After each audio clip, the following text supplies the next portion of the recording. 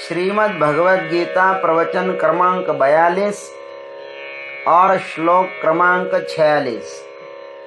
ओम त्र्यंबकं यजामहे सुगंधिं पुष्टिवर्धनम् उर्वारुकमिव बन्धनान् मृत्युर्मुक्षीयमामृतात्।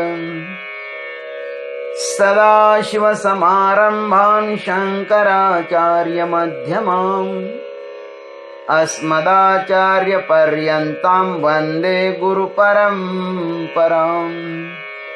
चिन्मयं व्यापि यत्सर्वं त्रैलोक्यं सचराचरम् तत्पदं दर्शितं येन तस्मै श्रीगुरवे नमः।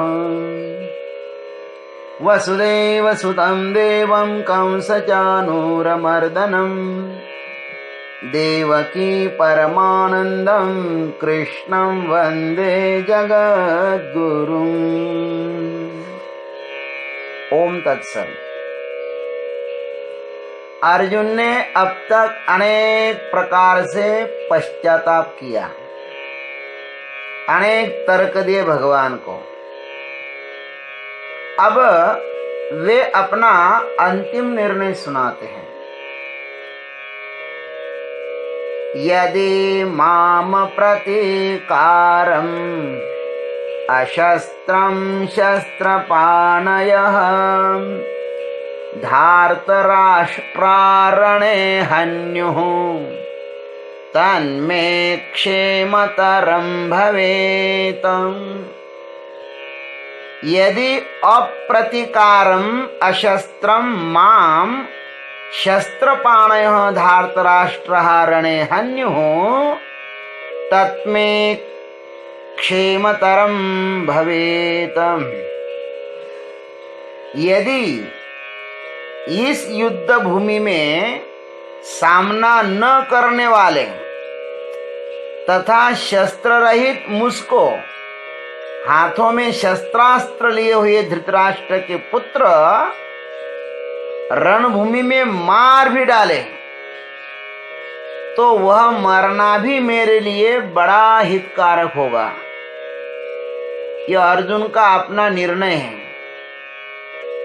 अब मैं तो प्रत्युत्तर नहीं दूंगा, चुपचाप बैठा रहूंगा, हाथ में शस्त्र भी नहीं लूंगा, लेकिन वे लोग यदि मुझको मार भी दे तो वह भी मेरे हित के लिए ही होगा, ऐसे अर्जुन कह रहे हैं।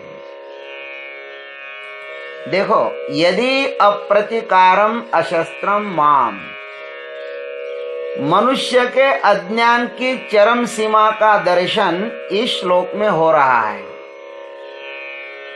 मोहासक्त मानव अपने परिवार में मरना स्वीकार कर सकता है, लेकिन उन्हें त्यागने की इच्छा नहीं कर सकता। उसने संसार को बड़े ही जोर से पकड़े हुए होता है, लेकिन यह प्रेम एक तरफा ही है। अर्जुन में कौरवों के प्रति यह जो अकस्मात प्रेम जाग गया है वह एक तरफा ही है, अतः यह मोह ही है। यहाँ पर अर्जुन ने जिन युक्तियों को प्रस्तुत किया है वह शास्त्रोचित होते हुए भी वर्तमान वेला में अनुचित ही है, क्योंकि सैनिक बल से बलवान जो दुर्योधनादि का प्रतिपक्ष है वह इन विचारों से बिल्कुल ही सहमत नहीं है। ये विचार अर्जुन के अपने विचार है। अर्जुन यहाँ पर कहते हैं कि अब प्रतिकार करने की मेरे में हिम्मत ही नहीं है, मैं शस्त्र रहित हो गया हूं। अर्जुन की यहाँ पर बड़ी ही दीनहीन स्थिति देखने को मिल रही है। आज तक उन्होंने शस्त्रास्त्र प्राप्त करने के लिए बहुत कुछ भगीरथ प्रयास किया है और उनमें वे सफल भी हुए हैं। उन्हें वह सब कुछ मिला जो उन्होंने चाहा था, भविष्य की सफलता के लिए उनके पुरुषार्थ को अदृश्य शक्तियों ने भी बहुत कुछ सहायता की है। हमारे पास जो कुछ भी होता है वह सिर्फ अपने लिए ही नहीं होता है, वह धर्म रक्षा के लिए भी होता है। हमारे पास जो कुछ भी है उनका यदि हम सदुपयोग न करें तो यह अदृश्य शक्तियां भी हम पर नाराज हो सकती है, फिर पुनः वे हमें सहयोग नहीं देगी। जीवन में अवसर सिर्फ एक ही बार मिलता है। परमात्मा के दरबार में, परमात्मा की सृष्टि में पुनरावृत्ति नहीं है। बचपन एक बार ही मिलता है, यौवन एक बार ही मिलता है और बूढ़ापा भी एक बार ही मिलता है। यहाँ पे पुनरावृत्ति कभी नहीं है। अर्जुन यहाँ पर परिवार में अटक गए हैं। जो अटकता है, ध्यान रखना, वही भटकता भी है। निश्चित ही मेरे से परिवार बड़ा है, परिवार से गांव बड़ा है, गांव से देश बड़ा है और देश से भी धर्म बड़ा है। धर्म की रक्षा के लिए यदि प्राणाहुति भी करना पड़े तो सहर्ष ही करना चाहिए, क्योंकि जो धर्म की रक्षा करता है धर्म भी उसकी रक्षा करता है। लेकिन अर्जुन यहाँ पर धर्मच्युत हो रहे हैं। वे देखो क्या कहते हैं, शस्त्रपाणयः धार्तराष्ट्रः रणे हन्युः तत्मे क्षेमतरम भवेत्। वे कहते हैं कि शस्त्रधारी कौरव इस रणभूमि में मुझको मार भी दे तो भी मेरा कल्याण ही होगा। अर्जुन का यह पौरुषहीन वाक्य सुनकर न जाने धर्म सहित कितनी सारी अदृश्य शक्तियां लज्जित हुई होंगी। शस्त्रास्त्रों की देवताएं भी नाराज हुई होंगी। श्री कृष्ण के लिए भी यह एक बहुत बड़ा आघात होगा। इस क्षण में अर्जुन का मोहाविष्ट होना श्री कृष्ण के लिए एक चुनौती भी है, लेकिन अर्जुन के स्वभाव से वे सर्वथैव परिचित होने के कारण वे निश्चित ही जानते हैं कि यह मोह जाने के लिए आया है, ये रुकने वाला नहीं है। मोह में पड़ना और मोहाविष्ट होना, इन दोनों में अंतर है। धृतराष्ट्र और दुर्योधन मोह में ही पड़े हैं।